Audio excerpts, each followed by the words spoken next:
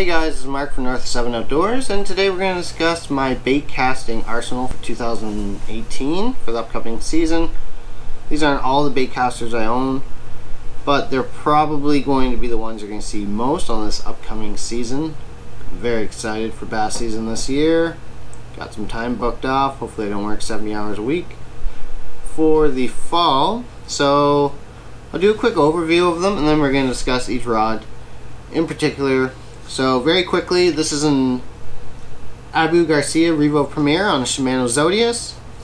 Next we have Abu Garcia Revo Rocket Okuma Helios rod. Next we have an Shimano Corrado on a Daya Elian rod. Then we have a Luz Magnesium Speed Spool on a Denali lithium flipping rod. Then we have a Shimano Crucial with a BPS Pro Qualifier. And lastly we have a Pflueger President XT on a 13 Fishing Defy rod. So let's get into depth, and I hope you guys enjoy the video.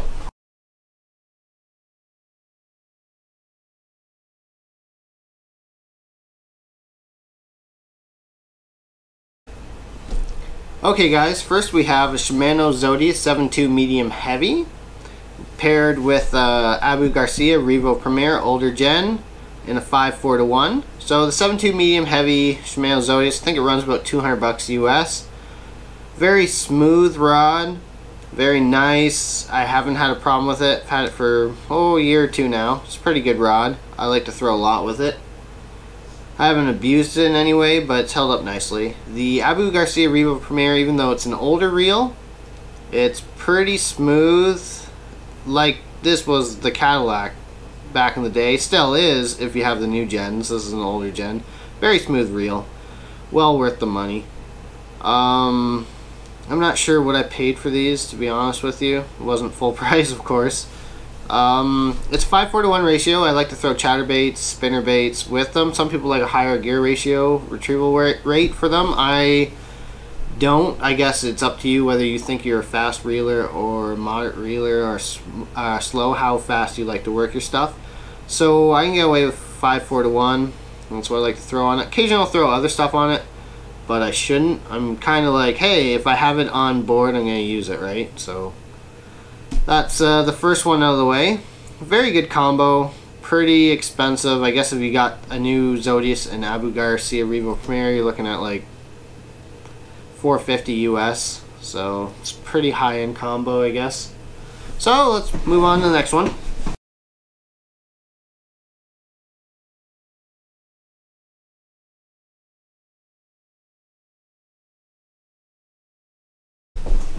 Alright guys, so this one we have, this is a 7-foot Okuma Helios heavy rod with micro guides, and it's paired with 65 pound Seagar fluorocarbon. Sorry, the last reel, the Abu Garcia Revo Premier, that was paired with 20 pound Sunline or Seagar fluorocarbon.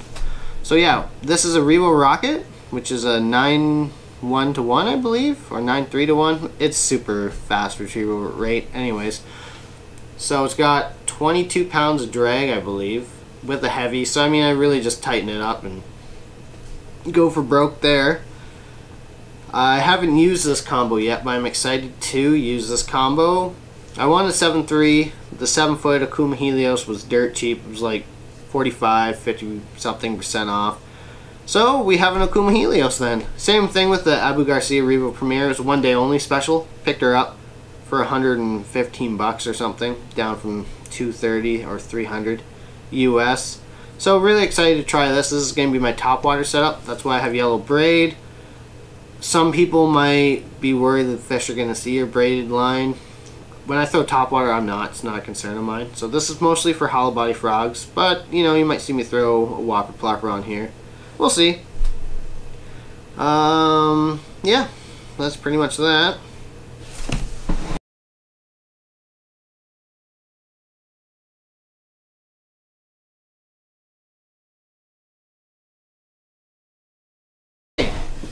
This is an older Daya Elian 8-foot heavy paired with an older Shimano Corrado 200.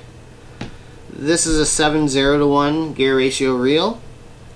This, let's see, this has 20-pound Seaguar on it.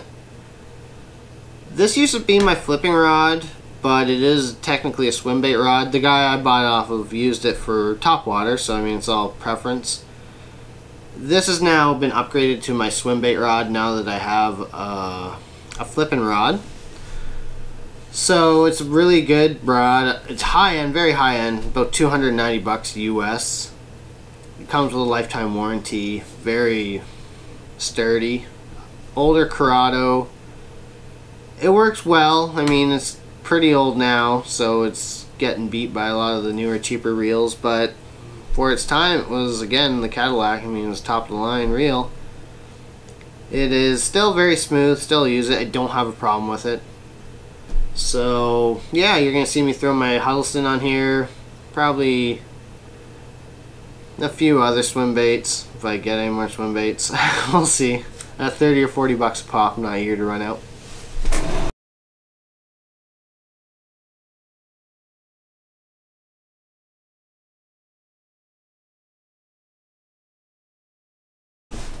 Okay guys, next we have an older Shimano Crucial 7.6 medium heavy paired with BPS Pro Qualifier 1. They discontinued this, but it was a great reel.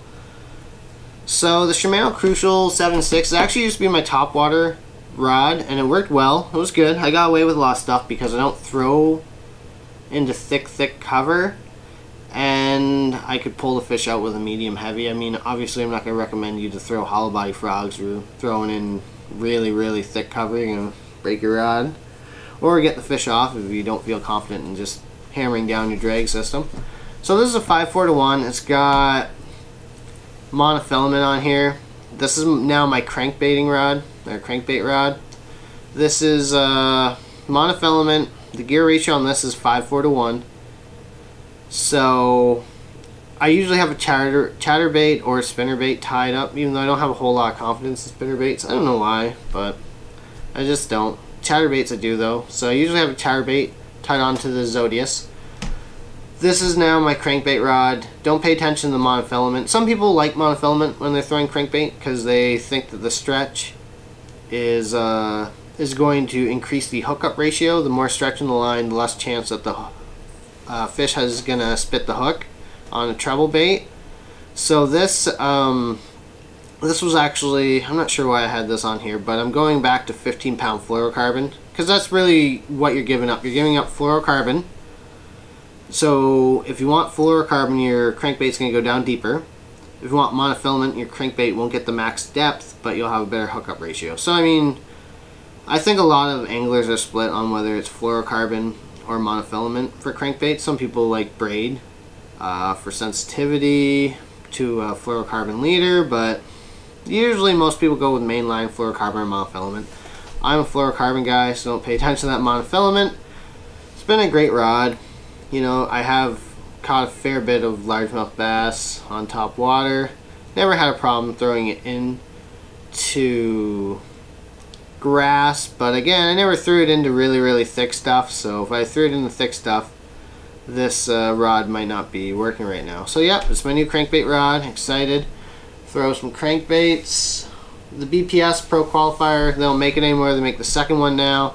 This was 100 bucks US. I think I got when they decided to discontinue this for 50 bucks. At one point, this was like a very inexpensive, but it was probably one of the best reels ever made for under $100. So next, let's see what we got.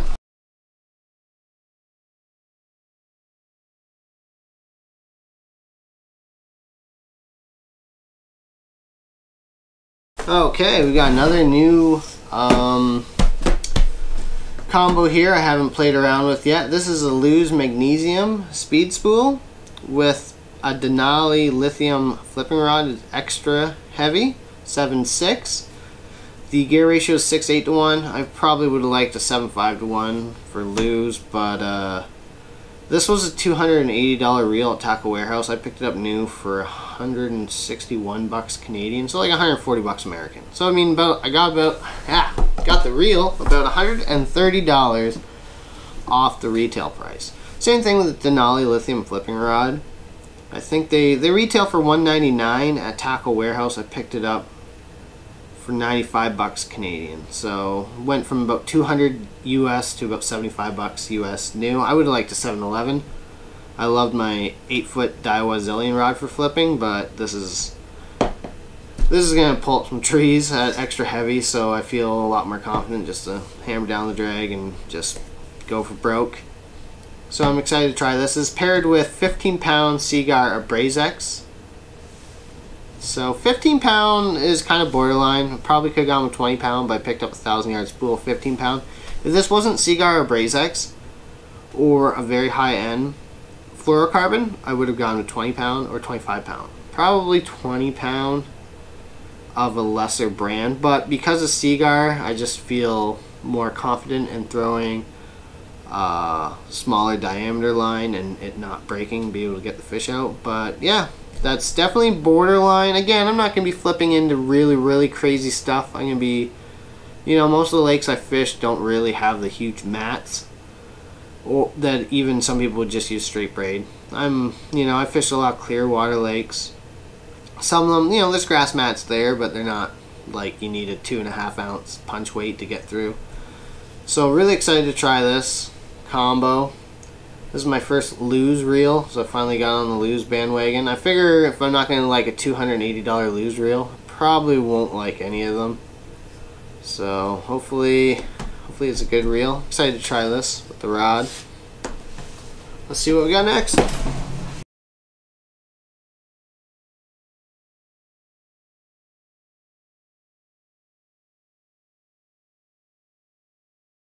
Okay, last up we have a 7'1", yep, medium heavy, 13 Defy, paired with a Flugar President XT with 15-pound Seaguar AbrazeX. I'm excited for this. This is going to be, that's a 7-3-1. This is probably just going to be a worm,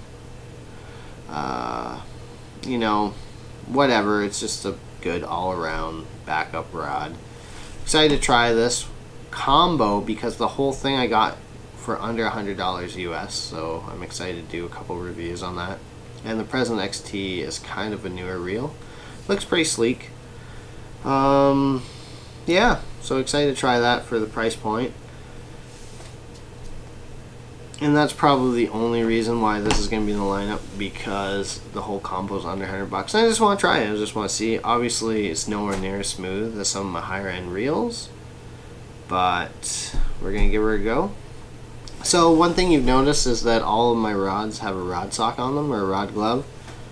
Protects your guides. I mean, there's so much money into fishing that you're kind of hurting yourself if you're not going to use a rod sock. So mine are very simple. All my bait casting rods are blue, and all my spinning rods are red. Okay, one good piece of advice I got was from Kevin Van Dam in a video, and it made a lot of sense. It was pretty simple, but I never thought about it. Maybe you haven't thought about it either.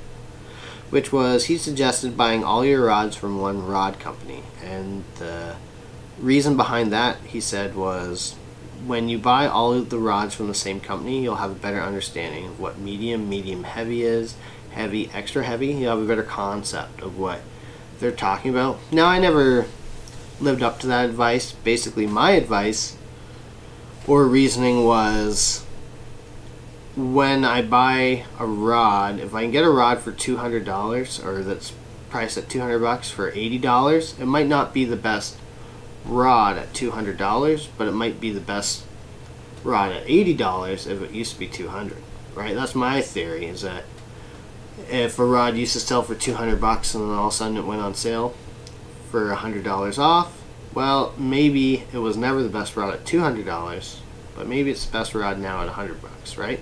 So that's usually the way I buy most of my stuff. And hope you guys enjoyed this very short video. If you have any questions about anything, let me know. Next week we're doing a Bass Pro Shop unboxing.